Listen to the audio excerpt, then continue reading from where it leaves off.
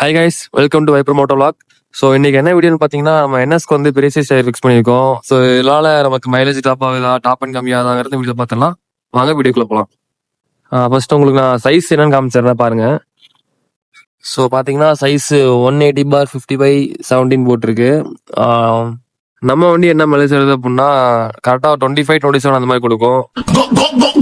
அதாவது 40-50 வந்தாதான் அந்த மைலேஜ். இதே நீங்க விரட்டி ஓட்டினீங்க அப்படின்னா கண்டிப்பா மைலேஜ் வந்து ரொம்ப கம்மியா தான் கொடுக்கும். ஸோ நான் ஓட்டுக்கு பாத்தீங்கன்னா கண்டிப்பா 20 அந்த மாதிரி தான் கொடுக்கும். அப்புறம் வண்டியில டாப் எண்ட் பாத்தீங்க அப்படின்னா 158 வரைக்கும் போயிருக்கு. ஸோ அதுவுமே பெரிய சைஸ் டயர் போட்டு தான் ஓட்டியிருக்கேன். அதனால டாப் எண்ட் வந்து கம்மியாகாது, கரெக்டாக தான் போகுது எப்பயும் போல. ஸோ பவருமே பாத்தீங்கன்னா இனிஷியல் பிக்கப் எல்லாம் கம்மியாகுதானா எனக்கு வந்து அந்த அளவுக்கு எந்த டிஃபரெண்ட்டும் தெரியல. ஸோ நீங்க பெரிய சைஸ் போட்டு ஓட்டி உங்களுக்கு அந்த மாதிரி ஏதாவது பிரச்சனை இருந்துச்சு அப்படின்னா கமெண்ட் பண்ணுங்க. அதே மாதிரி நிறைய பேர் என்ன சைஸ் டயர் போடலாம் அப்படின்னு கேட்குறீங்க. நான் வந்து 180 போட்டிருக்கேன். ஸோ 180 பார்த்தீங்கன்னா இதை விட பெருசாகவே தான் இருக்கும். நம்ம அலையில வந்து போடுறப்போ டயர் வந்து ரொம்ப சின்னதாக தெரியுது. ஸோ அதனால நீங்கள் 160 போட்டாலே போதுமா இருக்கும்.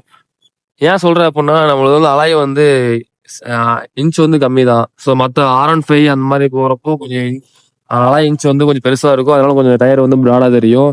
ஸோ 180 டயர்லாம் பார்த்தீங்கன்னா Z900 அந்த மாதிரிலாம் போடுவாங்க. ஸோ அவங்க அலையெல்லாம் பார்த்தீங்கன்னா பெருசாகவே இருக்கும். அவங்க இதில் போடுறப்போ நல்லா பெருசாகவே இருக்கும் டயரு. லுக் வைஸ் சூப்பராக இருக்கும். ஸோ நம்ம போட்டோம் அப்படின்னா டயர் பாருங்க, இது வந்து இப்படி இங்கே மடங்கிருச்சு. இந்த இது வந்து வெளியே தான் வரும். வெளியே வரப்போ உங்களுக்கு சைஸ் வந்து பெருசாக இருக்கும். ஸோ நம்ம டயர் வந்து மடங்கிருக்கு. ஏன்னா ரீசன் வந்து இந்த அலாய் வந்து சின்ன அலாய். ஏன்னா அலாய் சின்னதாக இருக்கிறப்போ உங்களுக்கு வந்து டயர் வந்து உள்ள மடங்கிரும். ஸோ அதனால என்னன்னா நம்ம ஸ்டாக் டயர் வந்து 130 சைஸ் வரும்.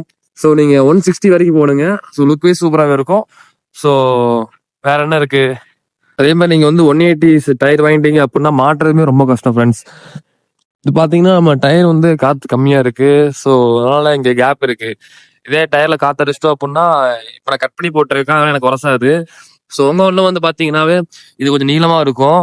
அப்படிங்கிறப்போ அந்த டயர் வந்து கண்டிப்பா உரசும். அதனாலதான் கட் பண்ணி போட்டிருக்கேன். அப்புறம் பாத்தீங்கன்னா சைடு செயின் கவர் இருக்கு பாத்தீங்களா, இதுலயுமே லைட்டா உரச மாதிரி தான் வரும். ஸோ இப்போ எனக்கு உரசல. நீங்க போட்டீங்க அப்படின்னா இது எல்லாமே பார்த்தான் போடணும். ஏன்னா இதெல்லாம் பிரச்சனைகள் இருக்கு.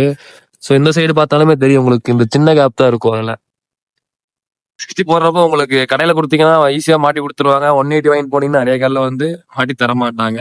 ஸோ அதை மைண்டில் வச்சுக்கோங்க. 150 160 இதெல்லாம் போட்டாலே டயர் இந்த சைஸ் தான் வரும்.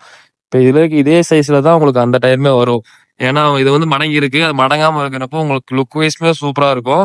ஸோ இது டயர் மாற்றன்னு நினைக்கிறவங்க 180 போடாதீங்க, 160 போட்டுக்கோங்க. Okay guys, Tata, bye bye.